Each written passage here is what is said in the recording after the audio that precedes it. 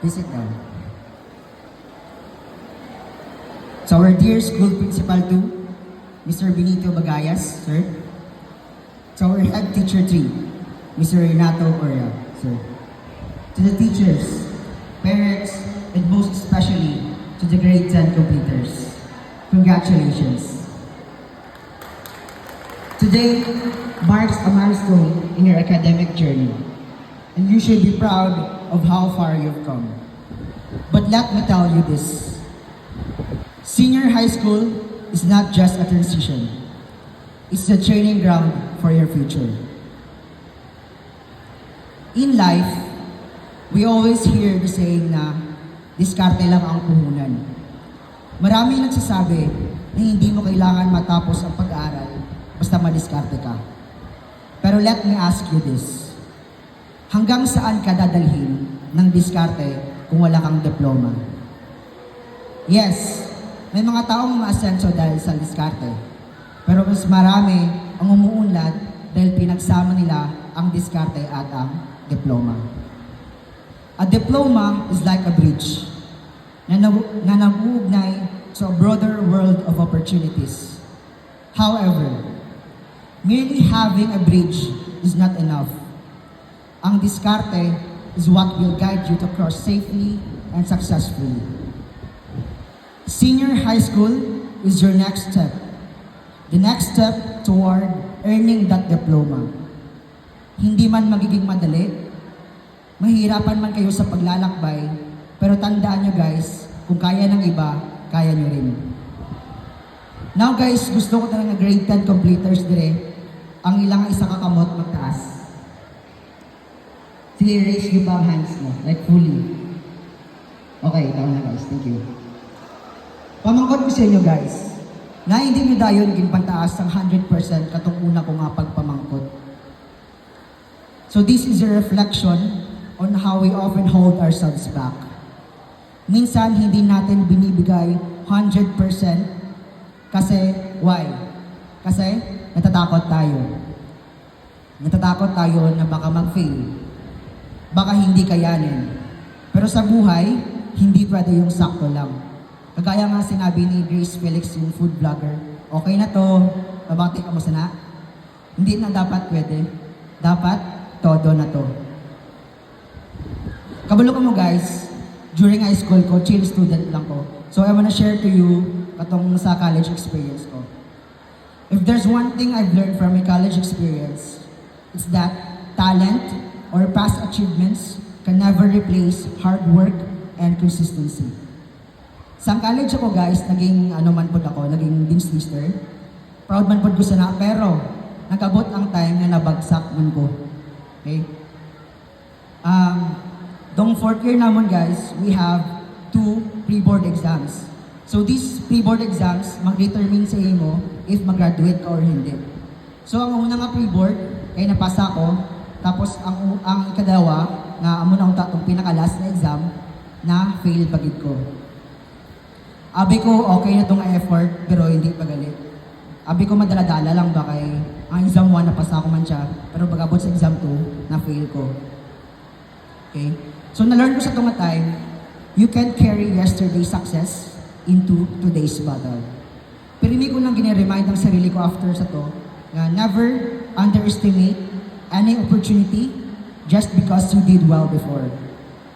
Mayo lang gid guys, may ara kami isang removal exam.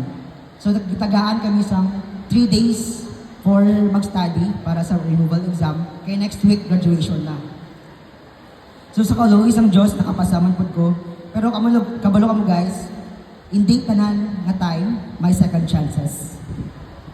Amo na nga, kung may ginatubang kamo karon ng mga problems or challenges in life, ihatag mo kitang tanan. Always give your 100% because not everyone gets a second chance. So that experience taught me that failure isn't the end. It's just a reminder to stand up, to reassess, and try again. So grade 10 completers, huwag kayong magtipid sa inyong effort, huwag kayong matakot na magbigay ng buong lakas, buong determinasyon, at buong sipag. Kaya tanongin niyo ang sarili niyo, gaano kataas sa tingin niyo ang kaya niyong iangat ang inyong mga kamay para sa inyong mga pangarap. Always, always give your 100%. So grade 10 completers, pamangkoton ta ka mo liwat. And I ask you again to raise your hands. Wow, very good. Okay, dami. Okay, when I was in college, we had this mantra. Mantra, kung sino hindi pa ka nakabulong anong mantra, mantra means a phrase that is repeated during meditation or prayer, or even in school. So these three words, aral, dasal, and asal, are the values that guided me and brought me to where I am today. Aral, hindi sapat ang puro talent lang or diskarte lang, kailangan talaga mag-aral. Dasal, kahit anong gawin mo kung wala kang pananalig sa Diyos, mahihirapan ka. And asal, hindi lang talino ang batayan ng tagumpay. Ugali mo ang tunay na magdadala sa iyo sa itaas. Again, aral, dasal, and asal. Before you leave this venue, always be thankful. Una, sa inyong mga teachers. Kabalo ka mo guys, ang mga teachers nyo dati, teachers sa Subong, kay teachers ko dati. Sila man ang mga teachers na bagtik kayo. Salamat din sa inyo, tanan, sir, ma'am. Hindi ko man may isa-isa. Pero thank you everyone, teachers from my grade 7 to grade 12. Next, syempre, ang mga ginikanan nyo or your families. Inyong mga tatay, mga ate, kuyas, mama, uncle, mga ante or tita. Sila ang naghatag sa sakripisyo, sa kinanglan nyo, kag sila ang nag-agda sa inyo na makasulod sa eskwela. Subong hindi gid masayon ang kabuhi diri sa Pilipinas. Pero bisan pa, ginapa-eskwela gyapon kamo sa inyong mga parents. So pagtapos sining event guys, go to your parents, hug them, kiss them, and show them how thankful you are. Because you will never be where you are today without them. Okay karon guys, kabalo ko nga may mag-transfer gid diri sa ibang eskwelahan after sa nga junior high school. So, or may iban man nga magpabilin. So pagkatapos po sa grade 10, kami man po during our time, naghiwalay-walay man po kami sa amon nga mga classmates. Okay? Wait lang.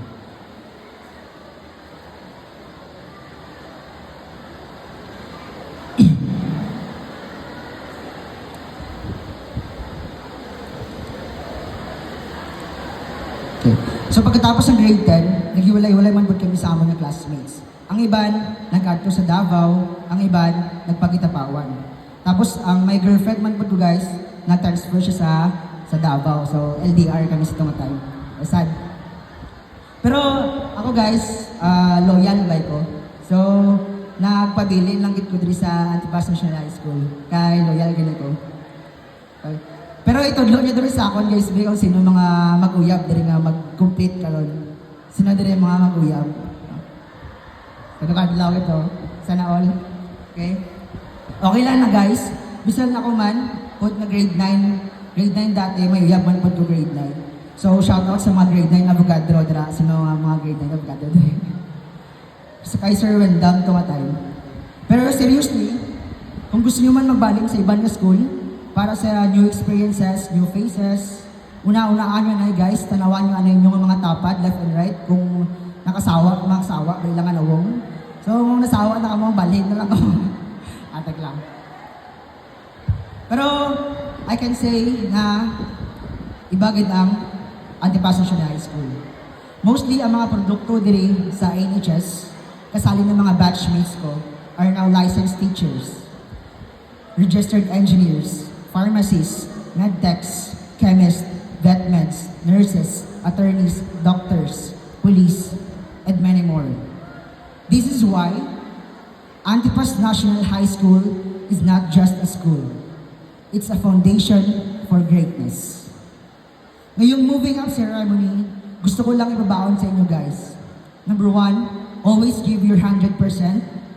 Number 2, be thankful sa teachers, sa parents, sa tanan nga nagbulig sa inyo, even your classmates and friends. And number 3, kung mag-fail ka, okay lang na guys, padayon lang. Failure is not the end, it's part of the journey.